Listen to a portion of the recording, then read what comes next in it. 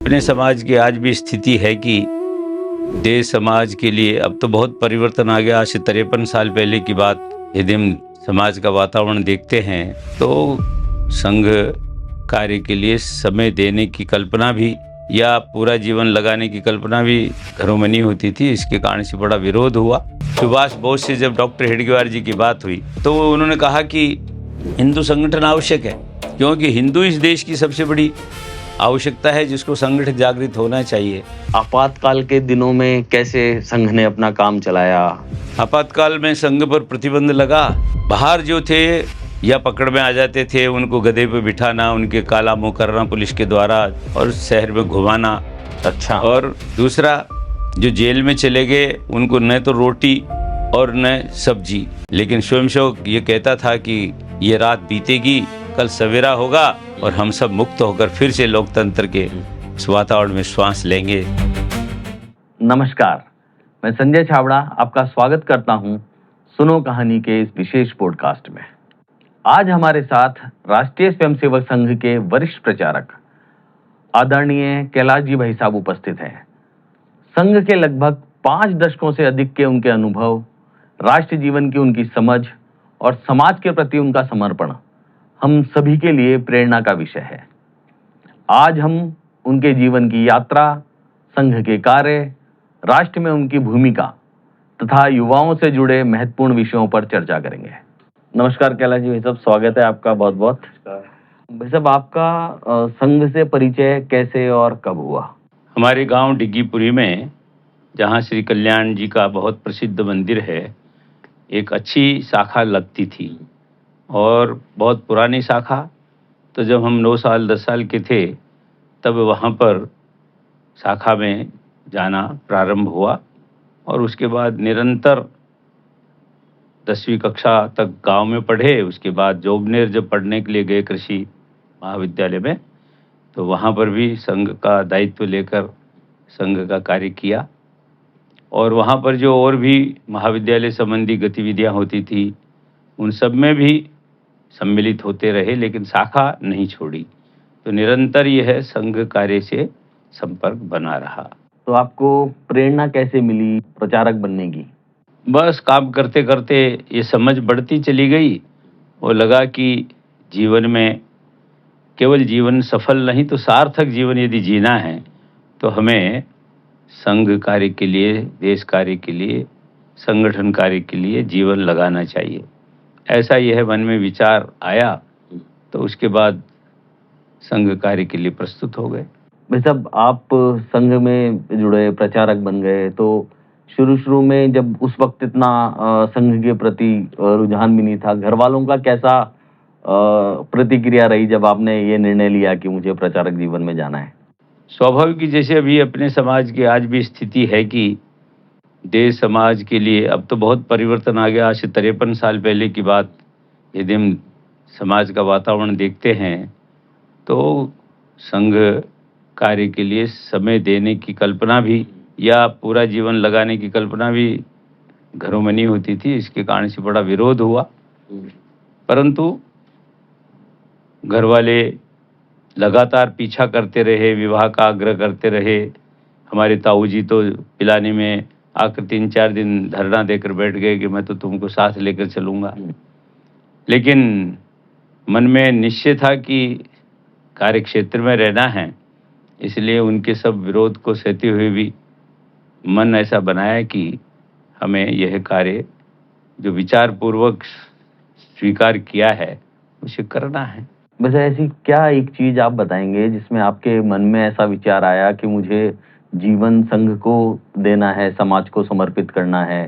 संघ से जुड़े तब तो खेलने के लिए जाते थे, जैसा हर विद्यार्थी या कोई भी नया बंधु भी संघ से जुड़ता है तो बहुत देश समाज संगठन का विचार नहीं होता है, लेकिन अनेक कारण जिनसे वह स्वयंसेवक बनता है उसके बाद वो कारण समाप्त हो जाते हैं। लेकिन जो विचार, संस्कार, संगति, वातावरण, इससे जब व्यक्ति जुड़ जाता है तो फिर उसको समझ बढ़ने के साथ साथ ये अच्छा लगने लगता है, मन को प्रसन्नता देने वाला होता है और उसी जिसको अपने यहाँ कहते हैं ना स्वांत सुखाय, आंतरिक सुख के लिए जब मन बनता है तो फिर व्यक्ति उस नाते से, हाँ, लेकिन प्रारंभ में तो कोई ऐसा कि पूरा जीवन भर रहेंगे, लेकिन धीरे धीरे धीरे धीरे जो जो संघ कार्य की आवश्यकता, महत्व, समझ बढ़ते चली गई तो प्रचारक जीवन अपनाने के बाद क्या आपको समस्याओं का, कठिनाइयों का सामना करना पड़ा?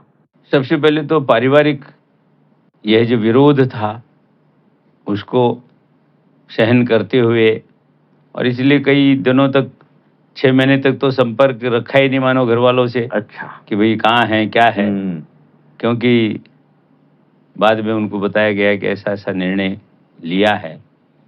बाकी समाज में तो उस समय विरोध जैसा तो था, लेकिन ऐसा नहीं कि एकदम जिसको हम बहिष्कार जैसा कहें, लेकिन कठिनाइयाँ बहुत थी। जैसे पिलानी केंद्र में भी बड़ा केंद्र था, शिक्षा का क्षेत्र का केंद्र था, लेकिन कई कई दिनों तक तो भोजन की व्यवस्था भी नहीं होती थी। परंतु फिर भी काम करना है तो जैसे तैसे व्यवस्था बनाकर काम करना। दूसरा, प्रवास आदि में भी, क्योंकि उस प्रकार की संघ की जो आर्थिक स्थिति थी वो इतनी अच्छी नहीं थी कि इतने वाहन या उस प्रकार का, लेकिन धीरे धीरे बसों से प्रवास करते हुए, साइकिल से प्रवास करते हुए, संघ कार्य के लिए पैदल जाते हुए संघ कार्य के लिए प्रवास भी किया, और लगातार यह क्रम बना रहा। तो वैसे उस वक्त तो कार्यालय भी नहीं होते थे, तो कार्यकर्ताओं के, स्वयंसेवकों के घर पे ही ठहरना होता होगा, तो कैसे समाज में, घरों में आपकी स्वीकार्यता कैसे बढ़ी, कैसे आप उनसे जुड़े?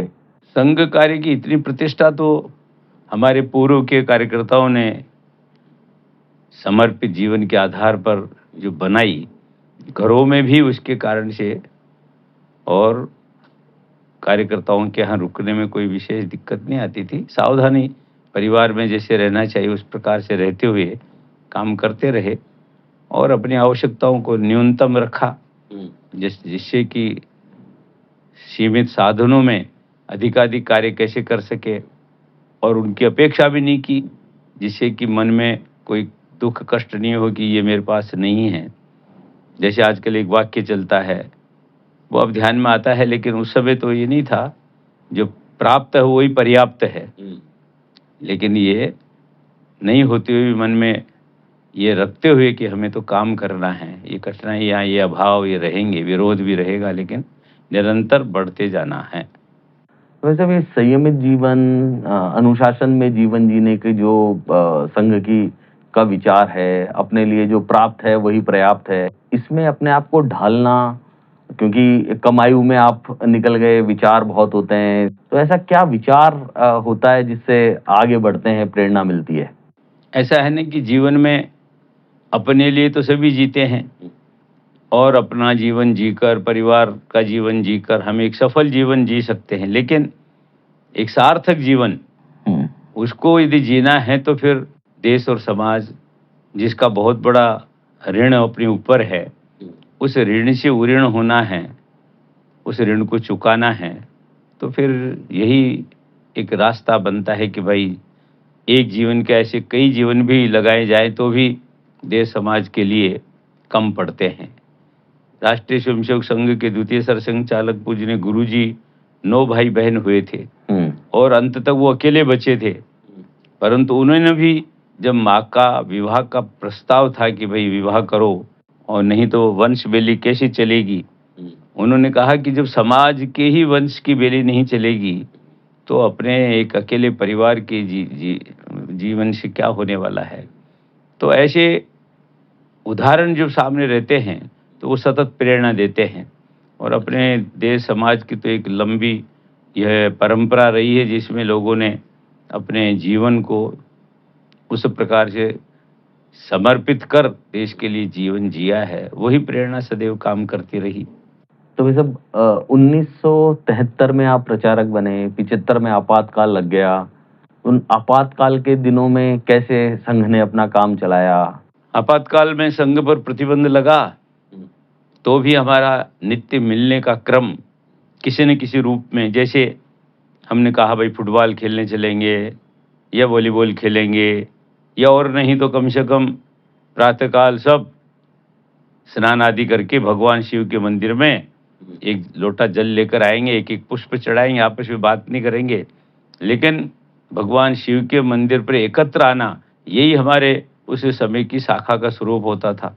एक दूसरे को देखना, मिलना, बिना बात किए भगवान शिव की आराधना करके वापस अपने घर चले जाना। तो ऐसे अनेक प्रयोग किए उस समय, जिससे कि हमारा नित्य का मिलने का जो एक संस्कार है और किस उद्देश्य को पूरा प्राप्त करने के लिए मिल रहे हैं, वो ध्यान में रखकर हम निरंतर आपातकाल में भी काम करते रहे। लेकिन नाम बदलना पड़ा, वेश बदलना पड़ा, और उसके कारण से हमको जो एक सूचना थी कि बाहर रहकर काम करना है, प्रचारक को पकड़ में नहीं आना है, सत्याग्रह नहीं करना है, उसमें हम सफल रहे। और बाहर रहकर ही नए-नए बंधुओं को सत्याग्रह के लिए तैयार करना, उनके परिवारों की देखभाल करना, उनके योगक्षेम की व्यवस्था करना। और उस समय जो लोकतंत्र की हत्या जैसा हो गया था, तो लोगों तक समाचार सही नहीं मिलते थे। तो छोटे-छोटे अखबार, चाहे चिनगारी के नाम से या अन्य किसी नाम से छापकर उनको प्रातःकाल घरों में, दुकानों में डालकर आना, और फिर जो जेल में कार्यकर्ता गए हैं उनसे मिलने जाना। तो ऐसे ही सारा उस समय की जो गतिविधियाँ रहती थी, सूचना इधर से उधर देना, पहुँचाना, बैठक में आना, नई सूचना प्राप्त करना, लेकिन बहुत सावधानी के साथ ये सब करते रहने से बाहर रहकर काम करना सफल हुआ। लेकिन जो जेल में चले गए, उनकी तुलना में बाहर रहकर काम करना ज़्यादा कठिन था। अब पुलिस आपके पीछे लगी लगी हुई रहती थी पुलिस, नाम के पीछे पुलिस पड़ी थी। एक बार तो उदयपुर वाटी से मैं बैठा बस स्टैंड से, आगे पुलिस स्टेशन आता है, वहाँ से आकर डीवाईएसपी मेरे पास ही बैठ गए। तो मैंने सोचा तो बड़ा संकट हो गया, तो एक पत्रिका लेकर पढ़ते रहे। ज्यों-ज्यों का बस स्टैंड आना था, उससे पहले ही उतर कर चल दिए। मैंने कहा पता नहीं इसने आगे कहीं सूचना कर रखी हो कि भाई ऐसे-ऐसे है। तो ये सब सावधानियाँ रखते हुए सुरक्षित रहकर काम करता। मैं जब पिलानी में था तो मेरे पीछे, क्योंकि वहाँ शुरू में पिलानी से लाकर मैंने 2 अक्टूबर को गांधी जयंती थी, तो गांधी जी का ही एक वाक्य उसके और गांधी जी का चित्र छपाया, असत्य, अन्याय और दमन के सामने झुकना कायरता है। उन पोस्टर्स को, उन भित्ति पत्रकों को शहरों में जगह-जगह चिपकाना था, तो मैंने पिलानी से झुंझुनू आकर कार्यकर्ताओं को दिए। रात को वो चिपका रहे थे, 12-1 बजे पुलिस ने पकड़ लिया, कहाँ से लाए, किसने दिए, तो नाम बता दिया, तो बस नाम के पीछे पुलिस पड़ गई। लेकिन मैं वापस पिलानी चला गया। पिलानी में एक कार्यकर्ता, उसमें एक वहाँ एक सीरी है, central electronics engineering research institute, केंद्रीय सरकार का। वहाँ ये कार्यकर्ता थे जिन्होंने, सुरेश तिवारी, जिन्होंने सत्याग्रह किया। उस समय हरदेव जोशी मुख्यमंत्री होते थे, तो झुंझुनू में उनकी सभा थी। हमने तय किया कि इनकी सभा को भंग करना है, और इसलिए उनको तैयार करके बीच में बिठाया। दाढ़ी बाल रखते थे वो। तो जो ही जोशी जी खड़े हुए बोलने के लिए, उन्होंने खड़े होकर भारत माता की जय, इमरजेंसी हटाओ, ऐसे नारे लगाते पुलिस एकदम। तो पुलिस तब तक बीच में पहुंचे, तब तक तो भगदड़ सी हो गई, लेकिन पकड़ लिया गया सुरेश जी तिवारी को, और उनकी बहुत पिटाई, उनके बाल उखाड़ दिए। तो 15 दिन मैं उनके ही कमरे में दिन भर रहता था। अच्छा। वो चले गए जेल में, और रात को निकलता था फिर सूचना देने के लिए। उस समय खुद भोजन बनाना, करना सब करता था। रात्रि को फिर अंधेरे में फिर लोगों से मिलना, पत्र देना, सूचना देना, ये कुछ करना। 15 दिन तक ये क्रम उस कमरे में ये चला। फिर धीरे-धीरे थोड़ा बाहर की आवश्यकता हुई, फिर जिले का दायित्व था, तो फिर बाहर भी जाना था। तो ऐसे करके ये ये 2 सालों में इमरजेंसी के दौरान बहुत अत्याचार हुए, बहुत स्वयंसेवकों को तो बहुत कष्टों का सामना करना पड़ा। और जेलों में आप कैसे जो स्वयंसेवक कार्यकर्ता गए उनसे कैसे संपर्क करते थे? बाहर जो थे या पकड़ में आ जाते थे, उनको गधे पे बिठाना, उनके काला मुँह करना पुलिस के द्वारा, और शहर में घुमाना। अच्छा। और दूसरा, जो जेल में चले गए उनको न तो रोटी और न सब्जी, यानी एक प्रकार से जिसको कहना चाहिए कि दाल में कंकड़ और सब्जी में कंकड़ और आटे में इस प्रकार की यह किरकिर मिली हुई ऐसी रोटियां स्वयंसेवकों को मिलती थी। अच्छा। और जेल में बड़े उनको यातनाएं दी जाती थी, जैसे बर्फ की सिल्लाओं पर सुलाना, और पुलिस वाले अपने स्वयंसेवकों की हथेली पर बूट रखना, फिर उनको दबाना, कुचलना और अमानवीय अत्याचार। अमानवीय अत्याचार जिसको हम्म। कहना चाहिए, जो बिजली के करंट लगाना, गुदा में भी उस प्रकार से डंडे आदि घुसेड़ना, ये सारे उन्होंने उल्टे लटका कर पुलिस ने सब कुछ किए जो नहीं होने चाहिए थे। ये तो पर अंग्रेजों उसके लिए के संघर्ष- जमाने के जैसे अत्याचार थे, उससे भी उससे भी भीषण अत्याचार सहने पड़े। कई बार बोलने के लिए भी वो शब्द प्रयोग नहीं होते, लेकिन स्वयंसेवकों ने हिम्मत नहीं छोड़ी, धैर्य नहीं छोड़ा। दूसरे दूसरे जो लोग थे वे जरूर घबराते थे कि क्या होगा, लेकिन स्वयंसेवक ये कहता था कि ये रात बीतेगी, कल सवेरा होगा और हम सब मुक्त होकर फिर से लोकतंत्र के उस वातावरण में श्वास लेंगे, संघ पर प्रतिबंध हटेगा। संघ से प्रतिबंध हटाने के लिए बाद में बहुत प्रयत्न हुए, इस नाते से कि संघ यदि इस आंदोलन से अलग हो जाए तो हम संघ पर से प्रतिबंध हटा देंगे। इंदिरा जी के दूत इस नाते से प्रमुख कार्यकर्ता उस समय पहले नानाजी देशमुख थे, फिर वो पकड़े गए तो रविंद्र वर्मा जो उस लोक संघर्ष समिति के महासचिव बने थे। तो ऐसे कुल मिलाकर उस समय सरसंघचालक बाला साहब देवरस जी थे, तो देवरस जी के पास भी ये प्रस्ताव गया कि आप यदि अपने आप को इससे अलग कर लें तो हम आपसे प्रतिबंध हटा लेते हैं। उनका नहीं, संघ से प्रतिबंध हटाने के लिए हम लोकतंत्र की पुनर्स्थापना के लिए सत्याग्रह नहीं कर रहे हैं। लड़ाई हमारी प्रतिबंध हटाने के लिए नहीं है। इस देश में पुनः लोकतंत्र स्थापित होना चाहिए। जो भय स्थापित हो गया, घर में पति पत्नी भी बात करते हुए कहते थे, जी धीरे बोलो, दीवारों के भी कान होते हैं, कोई पकड़ लेगा तो जेल में डाल देगा। इतना भय भय था उस समय। उस भय को, उस आतंक को भेद कर हमारे 15-15, 16-16, 17 साल के स्वयंसेवक भी जो विद्यार्थी थे वे भी, लेकिन विद्यार्थी और जो इस प्रकार के कार्यकर्ता थे महाविद्यालय में पढ़ने वाले, जेल के उस काल में, जेल के अंदर जैसे हम संघ की आजकल संघ शिक्षा वर्ग लगाते हैं जिसको ओटीसी कहते हैं, ऑफिसर्स ट्रेनिंग कैंप शब्द चलता था पहले, तो वहाँ जेटीसी लगाई हमने, जेल ट्रेनिंग कैंप। उसमें 4 बजे उठना और वही सारी दिन भर की दिनचर्या 10:30 बजे तक जेल में। तो ये और उसमें विद्यार्थियों को पढ़ने के लिए भी व्यवस्था की गई, जो बड़े विद्यार्थी थे पढ़ाते थे, फिर उनको परीक्षा भी दिलाई गई और वो अच्छे अंकों से उत्तीर्ण हुए। अच्छा, तो ऐसी सारी उन स्वयंसेवकों को जिन्होंने सत्याग्रह करके गए, उनका वर्ष बेकार नहीं होने दिया, ऐसा यह है विश्वास स्वयंसेवकों के मन में। तो ये प्रेरणा आप लगातार स्वयंसेवकों को प्रेरित करते रहे, राष्ट्र के लिए लगे रहे, आपातकाल का विरोध करना है। और कुछ यादें आपातकाल की वे सब जो आपको हों, जो आपको बताना चाहते हैं आप? जेल में जो कार्यकर्ता जेल चले पकड़े गए, जैसे मान्य सोहन सिंह जी थे, ऐसे जो पुराने कार्यकर्ता जो अनुभवी थे, और उन्होंने उस जेल के सारे वातावरण को बदला। केवल स्वयंसेवकों तक नहीं, जेल में जो विरोधी दलों के लोग थे, विपक्षी दलों के लोग थे, जो संघ का मुस्लिम भी थे, उन सबको भी अपना बनाया। उनको लगा कि संघ के कार्यकर्ताओं के बारे में जो एक दुष्प्रचार किया जाता है, उस प्रचार को संघ के स्वयंसेवकों ने अपने दैनिक व्यवहार से दूर करके सबको ये विश्वास दिला दिया कि संघ किसी का विरोधी नहीं है।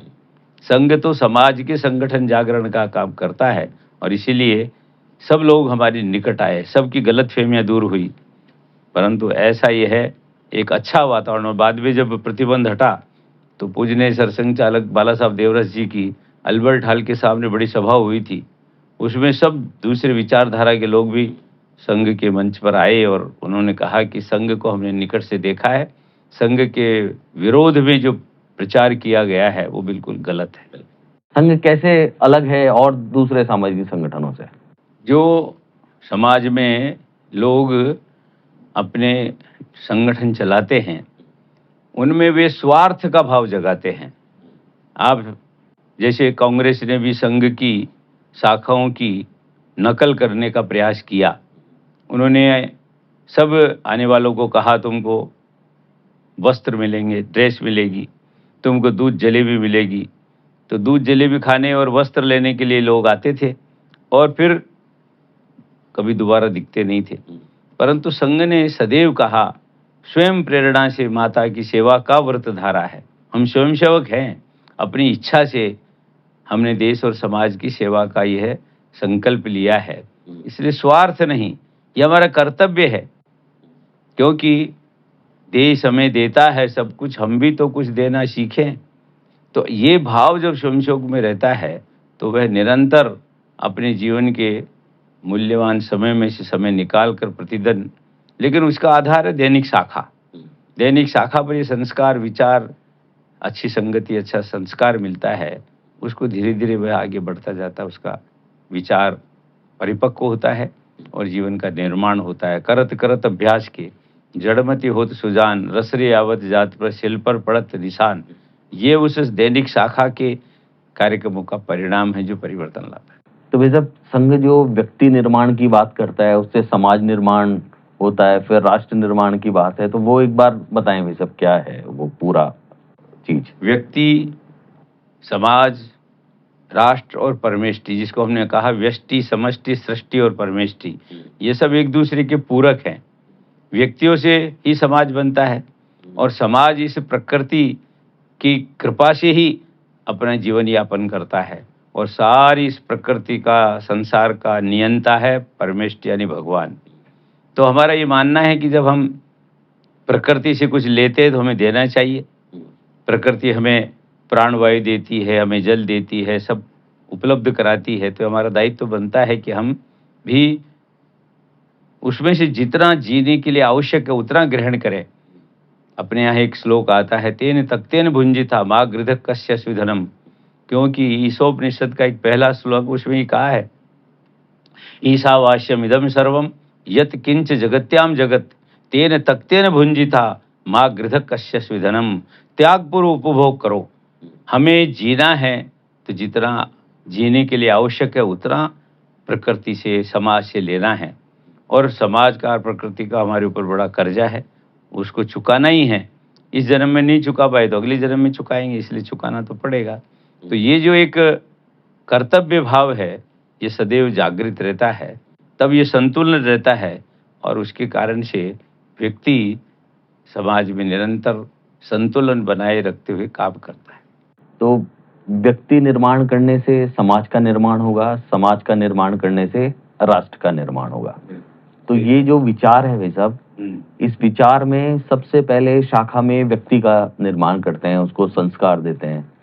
तो युवाओं को जोड़ना या अलग अलग समाज के सभी वर्गों को जोड़ना, क्या इसमें लक्ष्य है? राष्ट्रीय स्वयंसेवक संघ का काम संपूर्ण हिंदू समाज का संगठन है।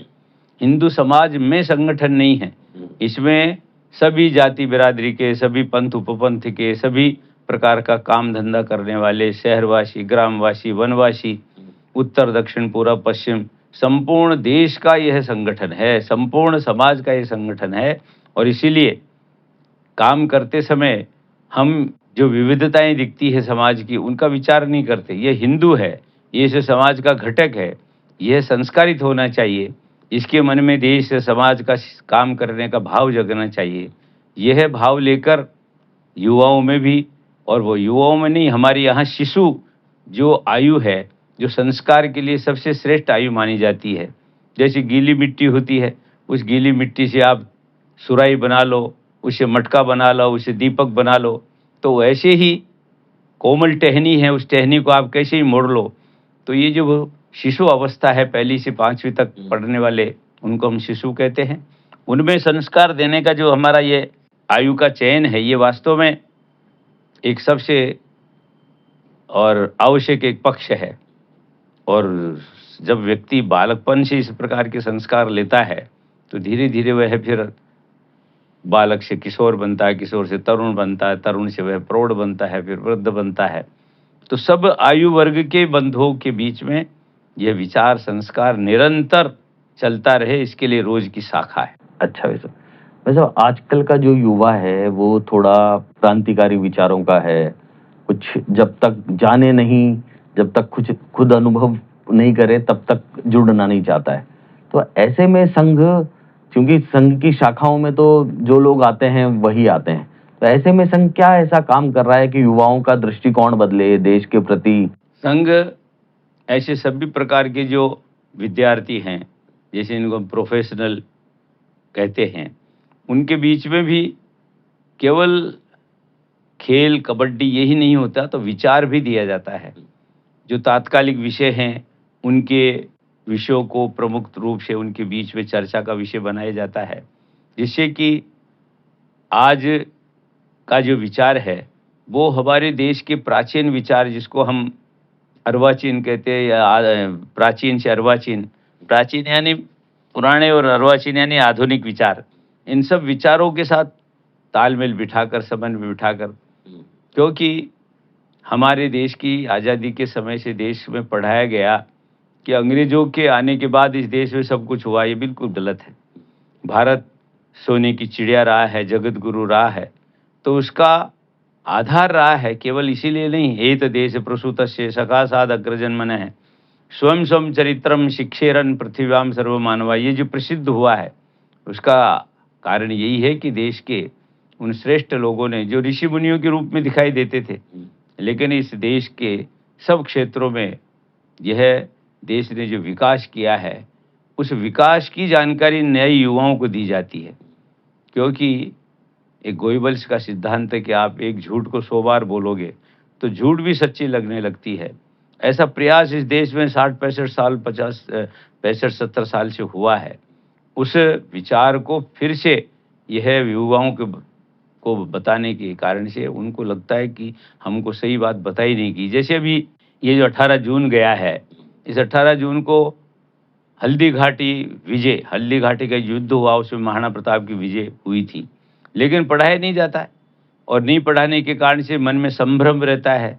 और ऐसे में अभी ये एक बड़ा कार्यक्रम उदयपुर में हुआ, और वहाँ पर उस कार्यक्रम में पूजनीय सरसंघ चालक जी ने अनेक उदाहरण देते हुए कहा कि विजय तो महाराणा प्रताप की हुई, और उसके तो ऐसी जानकारी जब विद्यार्थियों को दी जाती है, या महाराणा प्रताप का स्वयं का जीवन, माई येहड़ा पुत जन जहड़ा राणा प्रताप अकबर सुतोज के जान शरण, ये ऐसी बातें केवल अयूं किसी ने, कवि ने कह दी, ऐसा नहीं है, उनका जीवन था। तो ऐसी आज की सब बातें, जैसे अभी पूज्य रविदास जी महाराज जो रैदास जी हुए हैं जो एक प्रकार से अनुसूचित जाति के रहे हैं, लेकिन उनकी जो इस देश राष्ट्र समाज के लिए देन रही है, वो अपने आप में, तो इसलिए सारा देश आज संत रविदास जी महाराज की 650वीं जयंती के अवसर पर अनेक प्रकार के उस प्रकार के कार्यक्रम कर रहा है, उनके जीवन को पढ़कर प्रेरणा लेने का। जिन्होंने मीराबाई जैसी साध्वी को एक प्रकार से अपना शिष्य बनाया, और जिन मीरा ने गाया, मेरे तो गिरधर गोपाल दूसरा न कोई, जहाँ के सिर मोर मुकुट मेरो पति सोई। और रविदास जी ने तो मन चंगा तो कठौती में गंगा, ये जो कहावत है, उसको अपने जीवन के कर्तृत्व से और यह प्रमाणित किया है। कथाएं बहुत सारी उनकी है, लेकिन कुल मिलाकर उन्होंने संदेश दिया कि जो काम स्वीकार किया है उसको तत्परता से करना, उसको जिम्मेदारी के साथ करना। जैसे उनके मित्र ने कहा, मैं गंगा स्नान के लिए चलने वाला हूँ, 15 दिन बाद आप भी चलेंगे? तो रैदास जी ने कहा, जरूर चलेंगे। लेकिन जिस दिन वो जाना था, उसी के एक दिन पहले एक बंधु ने कहा कि मेरी जूती तैयार करनी है। उन्होंने कहा, भाई मेरा काम मैं करूँगा। तो दूसरे दिन जाने के दिन उनके मित्र ने कहा, लो चलो। उनका नहीं, मैंने ये आज जूती बनाकर कल देने का जो निर्णय किया है, वो काम मेरे लिए ज़्यादा महत्व का है। आप गंगा स्नान के लिए जा रहे हो, मेरी ओर से भी गंगा माँ को प्रणाम करते हुए जब स्नान कर लो आप, उसके बाद मेरी ओर से 1 रुपया ये भेंट चढ़ाना। गंगा माँ को तब भेंट देना मेरी, जब वो हाथ निकाल कर ले, हाथ में देना, ऐसा फेंकना नहीं है। तो जो उनके मित्र थे, उन्होंने स्नान किया। स्नान के बाद उन्होंने गंगा माँ का आह्वान किया, गंगा माँ, रैदास ने ये भेंट भेजी है, स्वीकार कीजिए। तीसरी बार में तो हाथ बाहर आता है, और उनकी भेंट स्वीकार करते हुए गंगा माँ ने अपनी ओर से एक कंगन, बहुत सुंदर, बहुत महंगा कंगन, ये रैदास को देने के लिए दिया, और कहा कि उसको देना। जब उनके मित्र अपने घर तक आने वाले थे, तब तक मन में विचार आया कि ऐसे महंगे कंगन को रैदास क्या करेगा, और उसको तो पता भी नहीं गंगा माँ ने मुझे कोई भेंट दी है। जाकर राजा को दे दी। राजा ने, उसको लगा कि वाह, ये तो रानी के लिए उपयोगी है, इसलिए रानी को दे दी। रानी ने कहा कि एक कंगन से क्या होगा राजा जी, दूसरा हाथ भी तो, उसके लिए दूसरा कंगन लाइए। तो राजा जी के सामने संकट हो गया। उन्होंने फिर से उस देने वालों को बुलाया, तो उन्होंने कहा कि ये तो रैदास जी इसकी व्यवस्था कर सकता है, क्योंकि गंगा माँ ने उनके लिए दिया था। कोई बात नहीं। जिस कठौती नामक पात्र में वो अपना चमड़ा गीला करते थे, उसी में हाथ डालकर उन्होंने एक दूसरा कंगन निकाला और राजा को दिया कि, तो ये है अपने काम के प्रति, काम कैसा भी हो, कोई काम छोटा होता भी नहीं है, लेकिन उसको महत्व का मानकर अपना कर्तव्य पूरा करना, यह है बहुत बड़ी सीख, ये रविदास जी महाराज के द्वारा हमें मिली है। तो ऐसे महापुरुषों के जीवन प्रेरणादायी होते हैं। उनकी अभी पिछली बार 300वां यह अहिल्याबाई होलकर का जन्म जयंती वर्ष मनाया सारे देश ने। अभी 150वां यह वर्ष वंदे मातरम की वर्षगांठ का कार्यक्रम चल रहा है। तो ऐसे सब कार्यक्रमों के माध्यम से इस राष्ट्र जीवन में स्वयंसेवकों के माध्यम से यह जागरण और संगठन का काम संघ कर रहा है। तो भाई साहब, जो आजादी के बाद से जो पढ़ाया गया उसमें अकबर महान, अकबर द ग्रेट, ये सब बताया गया।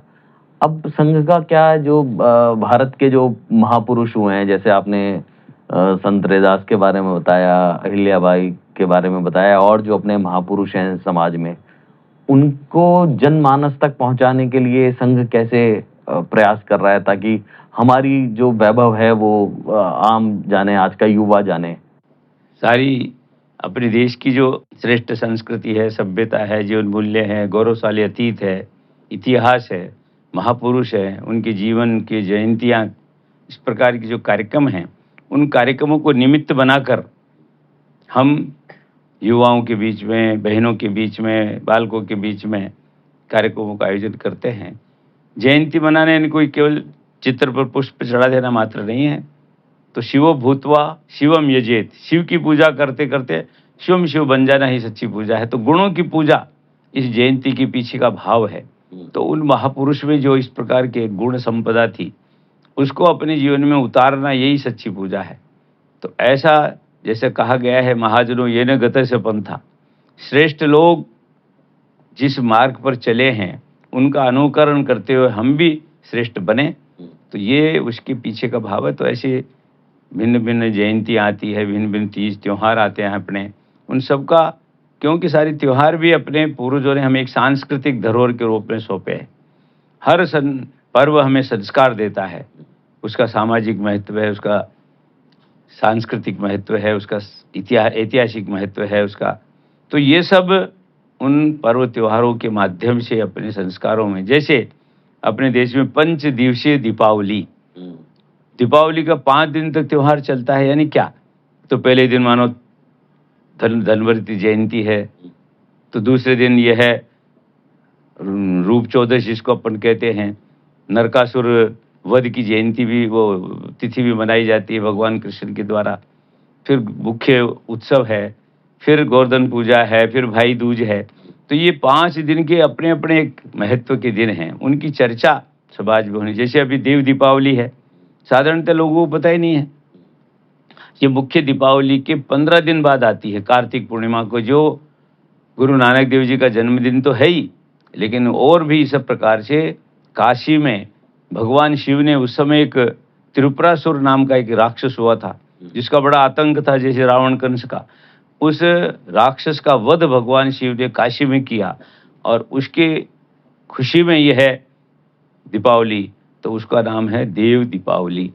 तो ऐसे इन सब बातों की चर्चा समाज में नहीं होने से पता नहीं चलती है। इसलिए संघ ये प्रयास करता है कि इन सब प्रसंगों का उपयोग भी शाखाओं पर, स्वयंसेवकों में संस्कार देने के लिए, जागरण के लिए किया जाता है। मतलब संघ अपना अभी शताब्दी वर्ष मना रहा है, तो इन 100 सालों में संघ की सबसे बड़ी उपलब्धि आपको क्या लगती है? सबसे बड़ी उपलब्धि ये लगती है कि हिंदू समाज में एक विश्वास जगाया है कि हिंदू संगठित हो सकता है, हिंदू जागृत हो सकता है, हिंदू देश के लिए काम करने वाला हो सकता है। और यह एक बहुत बड़ी उपलब्धि, क्योंकि संघ जब शुरू हुआ तो लोग सबसे पहले उपेक्षा करते थे, ध्यान नहीं देते थे। कहा जाता था संघ तो टेस्टलेस, ऑर्डरलेस, कलरलेस संगठन है, इसकी क्या बात करते हो, तो अपनी मौत मरने वाला है। लेकिन उसके बावजूद भी संघ चला, बढ़ता रहा, तो उपहास होने लगा, मजाक उड़ाने लगे, ये डॉक्टरेट के वाले तो गवारों के हेड है, ये बच्चों से हिंदू संगठन करना चाहते हैं। कि एक हिंदू एक दिशा में तब चलता है जब उसका एक प्रकार से उसके कंधे पर 5वां इस रूप में कोई व्यक्ति होता है, यानी अंतिम संस्कार के समय। तो ऐसे समय में लोग कहते थे, अरे आप जीवित मेंढकों को तराजू में तोल सकते हो क्या? तो जैसे जीवित मेंढकों को तराजू में तोलना असंभव मान रहे हैं, ऐसा ही हिंदू संगठन भी असंभव माना जाता था। लेकिन ऐसे समय में भी सुभाष बोस से जब डॉक्टर हेडगेवार जी की बात हुई, तो उन्होंने कहा कि हिंदू संगठन आवश्यक है, क्योंकि हिंदू इस देश की सबसे बड़ी आवश्यकता है जिसको संगठित जागृत होना चाहिए। लेकिन करेगा कौन? इस बात को डॉक्टर हेडगेवार जी ने कहा, मैं करूँगा।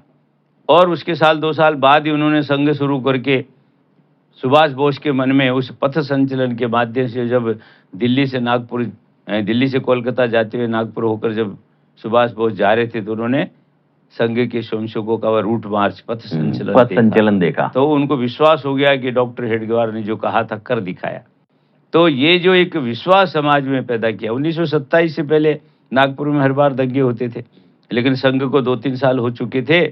तो इस बार डॉक्टर साहब ने कहा, देखो मैं तो बाहर जा रहा हूँ, मुझे काम है, लेकिन ये मुसलमानों के द्वारा फिर से आक्रमण होगा अपने इस धार्मिक आयोजन पर। 4 तरफ अपने स्वयंसेवकों को ससज्ज खड़ा करना है, शस्त्र सहित, दंड सहित। और यदि वो गड़बड़ करें तो संकेत होगा एक तरफ से उन पर आक्रमण प्रत्याक्रमण करते हुए।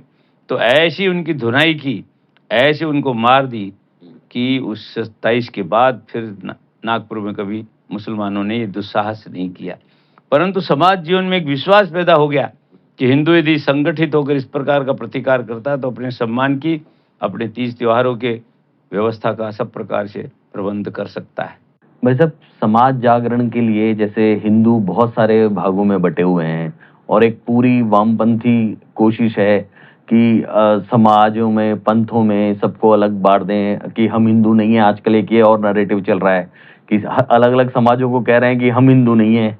तो ऐसा संघ इससे कैसे मुकाबला कर रहा है? क्योंकि ये आजकल वो जो मैं आपसे कह रहा था, युवा पीढ़ी कुछ जो सोशल मीडिया पे देखती है वो ज्यादा समझती है। तो उस बारे में ये जो आपका क्या सारे कहना है? विमर्श देश को तोड़ने के लिए केवल आंतरिक प्रयास ही नहीं है, दुनिया की बाहरी ताकतें जो भारत को बड़ा होते हुए नहीं देखना चाहती, भारत को विकसित राष्ट्र के रूप में नहीं देखना चाहती, वो इस नए से और विमर्श गढ़ते हैं। फिर वो युवाओं के लिए अलग, बहनों के लिए अलग और बड़ी आयु के लोगों के लिए अलग, किसानों के लिए अलग, इस प्रकार से उनके स्वार्थ जगाकर उस प्रकार से नया विमर्श गढ़ते हैं।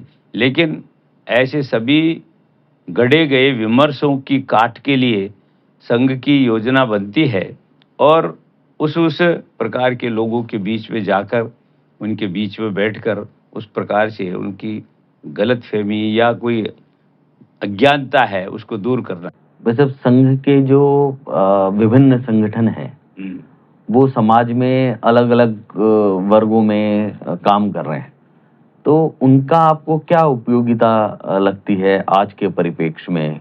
जो संघ की शाखा पर जो संस्कारित व्यक्ति हो रहा है, तो जैसे आप कोई उद्योग चलाते हैं, उद्योग में माल तैयार करते हैं, उस माल को जब तक बाजार में बेचने के लिए आप प्रस्तुत नहीं करेंगे, तब तक आपको कैसे पता चलेगा कि आप कैसा माल तैयार कर रहे हैं? जब माल स्पर्धा में खड़ा होता है और उस स्पर्धा में वो सफलता प्राप्त करता है, तो आपकी तैयार किए माल की प्रतिष्ठा बढ़ती है, आपका उद्योग बढ़ता है, आपका व्यवसाय बढ़ता है, आपकी आमदनी बढ़ती है। तो संघ के स्वयंसेवक जो संघ शाखा पर आकर तैयार हो रहे हैं, वो तैयार होने का मतलब ये है कि वो देश और समाज के लिए जीवन जीने वाले तैयार हो रहे हैं। और उसका ये है जो परिणाम है वो समाज के सब क्षेत्रों में दिखाई देना चाहिए। इसके लिए सब क्षेत्रों में संघ के स्वयंसेवक, संस्कारित स्वयंसेवक, जागरूक स्वयंसेवक, संगठित स्वयंसेवक, वो धार्मिक क्षेत्र हो, वो शिक्षा का क्षेत्र हो, वो किसानों का, मजदूरों का, सुरक्षा का, साहित्य का, सबका क्षेत्र उसमें काम करता है। आज हम संस्कार भारती के माध्यम से जो सिने जगत है, सिने कलाकार हैं, सिने क्षेत्र में जो काम करते हैं, उनमें भी उस प्रकार का देश और समाज को ध्यान में रखकर ऐसे ये चलचित्र बनाने का, उन चलचित्रों के माध्यम से समाज का सोच विचार बदलने का ये प्रयत्न करते हैं। तो ये सारे जो विविध संगठन है, ये समाज में व्यवस्था बदलते हैं। जैसे मजदूरों के क्षेत्र में नारा लगता था पहले, चाहे जो मजबूरी हो हमारी मांगे पूरी हो। नहीं, भारतीय मजदूर संघ शुरू हुआ, उसने कहा देश के हित में करेंगे काम, काम के लेंगे पूरे दाम। दाम। तो ये जो एक व्यवस्था बदली और व्यवस्था का परिणाम ये हुआ कि आज भारतीय मजदूर संघ दुनिया में क्रमांक 1 का संगठन हो गया। ऐसे ही धार्मिक क्षेत्र में विश्व हिंदू परिषद है, किसानों में भारतीय किसान संघ है, जिन्होंने कहा चाहो जो मजबूरी हो हमारे मांगे पूरी नहीं, देश के हित में करेंगे काम और देश के हित में अन्न भंडार से पूरा देश भरेंगे, क्योंकि किसान अपने लिए नहीं पैदा करता है, ये सारे देश की जनता के लिए अन्न पैदा करता है, ये भाव जगाना। तो ये है इसमें व्यवस्था में बहुत, जैसे आदर्श विद्या मंदिर हमारे शिशु सरस्वती शिशु मंदिर शिक्षा के क्षेत्र में काम करते हैं। पहले यही चलता था केवल अंग्रेजी पढ़ाओ, भूगोल पढ़ाओ, गणित पढ़ाओ, यानी केवल विद्यार्थी तैयार करो, नहीं। विद्या भारती ने तय किया कि संस्कार युक्त शिक्षा, तो व्यक्ति केवल अपने लिए नहीं शिक्षा प्राप्त कर रहा है, वो पढ़ लिख कर योग्य बनकर वह देश और समाज के लिए उस शिक्षा का उपयोग सेवा के भाव से करे। जैसे कोई चिकित्सक बनता है तो सामने जो उसके रोगी आते हैं उनके प्रति उसका भाव क्या रहे, ये मेरे लिए एक अवसर भगवान ने सेवा का दिया है, इस रोगी को मैं स्वस्थ करूंगा, यानी मैं इसे समाज की बड़ी सेवा करूंगा। तो ये जो एक दृष्टिकोण है, तो व्यवस्था बदलने का काम। और दूसरे 6 गतिविधि भी स्वयंसेवक चलाते हैं। वो कौन कौन सी गतिविधियां हैं वैसे? वो है ग्राम विकास, गो सेवा, सामाजिक समरसता, कुटुंब प्रबोधन, धर्म जागरण समन्वय और यह पर्यावरण जल संधारण। ये 6 गतिविधियां, इसके माध्यम से समाज का हम परिवर्तन कर रहे हैं। तो शताब्दी वर्ष पर संघ जो पंच परिवर्तन की बात कर रहा है, ये उसी का हिस्सा है। हाँ, समाज के व्यवहारिक जीवन के काम है ये। जैसे सामाजिक समरसता, अब इसमें गांधी जी ने भी कहा, जैसे हरि को भजे सो हरि का होई। तो संस्कृति सबकी एक चिरंतन, खून रगों में हिंदू है, विराट सागर समाज अपना, हम सब इसके बिंदु हैं। तो कोई पराया नहीं है, सब अपने हैं। तो उसी भाव के कारण से यह समाज में ऊंच नीच का भाव, छोटे बड़े का भाव, गरीब अमीर का भाव, गांव शहर के व्यक्ति का भाव, ये सब समाप्त होकर हम सब इस मातृभूमि भारत माता के पुत्र पुत्रियां हैं। इस नाते से हमें इस धरती के पुत्र सुपुत्र बने, पुत्रियां सुपुत्री बनकर इसकी सेवा करने का यह है। तो राष्ट्रीय स्वयंसेवक संघ के तृतीय सरसंघ चालक जी ने अपने घर में माँ को कहा, माँ मैं अपने एक मित्र को घर पर भोजन के लिए लाने वाला हूँ। तो उस समय जो एक था घर में, हाँ बेटा ले तो आओ, लेकिन माँ कहाँ बिठा कर भोजन कराओगी, बाहर बरामदे में बिठा देंगे। नहीं माँ, जैसे आप हमको हमारे भाइयों को चौके में बिठाकर भोजन कराती हैं और भोजनोपरांत उनके पात्र भी आप उठा कर रखती हैं, ऐसे वो मित्र भी हमारा भाई है, आप उसको भी चौके में बिठाकर उसके भी बर्तन उठाने का यह है स्वीकृति दें, तो मैं उसको घर पर भोजन के लिए लाऊं। माँ ने बेटे का भाव समझकर अपने घर से ही छुआछूत जो थोड़ा बहुत था वो समाप्त किया। और बाद में 1974 में पुणे में एक बसंत व्याख्यान माला चलती है, उसमें देवरस जी का इसी विषय पर भाषण हुआ कि अस्पृश्यता, छुआछूत यदि पाप नहीं तो दुनिया में और कोई पाप है ही नहीं, इसलिए इसको जड़ मूल से हटाना चाहिए। उदाहरण दिया उन्होंने, अब्राहम लिंकन जब कभी अमेरिका के राष्ट्रपति होते थे तो उन्होंने दास प्रथा को हटाने के लिए प्रयत्न किए और जड़ मूल से उसको हटाकर उन्होंने सफलता प्राप्त की। तो ऐसे ही हमें भी अपने देश से ये छुआछूत, अस्पृश्यता, ये ऊंच नीच का भाव समाप्त करना है। और इसके लिए विशेषकर हमारे डॉक्टर हेडगेवार जी की जन्म शताब्दी यह है हमने जब बनाई थी, क्योंकि डॉक्टर जी का जन्म शताब्दी का वर्ष था विक्रम संवत 1946, तो यह उनका जन्म वर्ष है 1 अप्रैल 1889। तो 1989 में हमने इस प्रकार से ये सेवा भारती और सेवा के क्षेत्र में सेवा कार्य प्रारंभ किए। तो अपने समाज के सब, और उसी को आगे बढ़ाने के लिए जो संघ के द्वितीय सरसंघ चालक पूजनीय गुरु जी थे, वे स्वयं में एक संत पुरुष थे, आध्यात्मिक क्षेत्र में उनकी बड़ी पकड़ थी। स्वयं ने ही जीते जीते ही श्राद्ध अपना ब्रह्म कपाल में श्राद्ध कर लिया और उनका मेरा कोई भी स्मारक आदि नहीं बनाना। तो उस समय उन्होंने अपने जीवन काल में 1964 में तो विश्व हिंदू परिषद की स्थापना के बाद प्रयाग में एक बहुत बड़ा सम्मेलन किया, जहां न हिंदू पतितो भवेत, यह, और 1969 में फिर उडुपी में, जो कर्नाटक का एक बड़ा शहर है, मंदिरों का शहर है, वहाँ पर स्वामी विश्वेश तीर्थ जी, जिनका ये केंद्र था, उनके सानिध्य में एक बड़ा हिंदू सम्मेलन हुआ, जिसमें सभी धर्माचार्यों के और हमारे, जिनको हम जगत गुरु शंकराचार्य कहते हैं, वो सब एक मंच पर आए। पूजनीय गुरु जी के प्रयत्नों से वहाँ सफलता मिली और सब ने कहा, न हिंदवय सोदरा सर्वे, न हिंदू पतितो भवेत, मम दीक्षा हिंदू रक्षा, मम मंत्र समानता। इस प्रकार का यह एक उद्घोषणा केवल एक श्लोक के रूप में नहीं, तो सारे संतों ने समाज के सब क्षेत्रों में जाकर अपने उन बंधुओं के हाथ से भोजन प्रसादी ग्रहण की, उनके हाथ से जल पिया। ऐसा यह एक परिवर्तन 1969 से शुरू हुआ, जो अब तक चल रहा है निरंतर। विश्व हिंदू परिषद के प्रयत्न का परिणाम आज हम देखते हैं कि जिस अयोध्या जी के यहाँ मंदिर में हम पुनर्स्थापना के लिए 500 वर्षों से प्रयत्न करते, उसमें सफलता भी मिली और आज धीरे धीरे समाज जीवन में भी है। परंतु घर में स्वयंसेवक के घर में कोई छुआछूत तो इस प्रकार का यह दिखाई नहीं देता है। धन्यवाद भाई साहब इतनी बढ़िया चर्चा के लिए, और आपने जो बताया अपने जीवन के बारे में, संघ के बारे में, उससे हम सबको ये जानने को मिला कि संघ कितने विविध क्षेत्रों में काम कर रहा है और संघ के प्रचारक कैसे अपना पूरा जीवन देकर राष्ट्र का निर्माण में लगे हुए हैं। बहुत बहुत धन्यवाद भाई साहब पधारने के लिए। तो ये थे कैलाश जी भाई साहब हमारे साथ, संघ के वरिष्ठ प्रचारक। दोस्तों, आज के सुनो कहानी के पॉडकास्ट में बस इतना ही, लेकिन यह बातचीत यहीं समाप्त नहीं होती। अगले एपिसोड में हम कैलाश जी भाई साहब के जीवन के कुछ और रोचक अनुभवों, संघ की कार्य पद्धति, राष्ट्र निर्माण में युवाओं की भूमिका और कई महत्वपूर्ण विषयों पर विस्तार से चर्चा करेंगे। तो जुड़े रहिए सुनो कहानी के साथ। मैं हूं संजय छाबड़ा, आपसे अनुमति चाहता हूं। धन्यवाद, नमस्कार, जय हिंद, वंदे भारत, भारत माता की जय।